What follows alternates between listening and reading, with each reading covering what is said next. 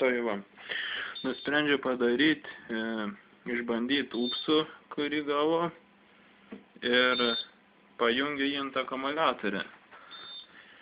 Pakrovė akumuliatorių ir pajungė. Dabar jau įjungts upsas 10 minučių su 100 vatų lemput.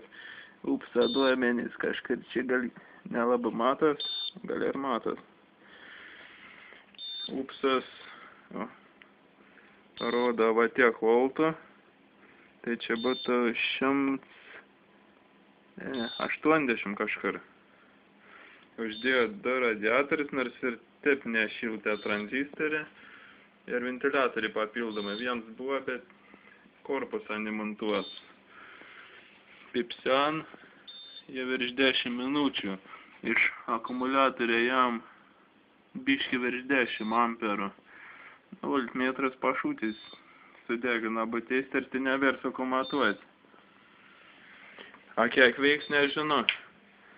Turėčiau teisėri tiksliau pamačiau, čia kažkoks ubaks nieko nesimata. Kiek voltų belikį tam akumuliatoriui. Šviečia gan ryškiai.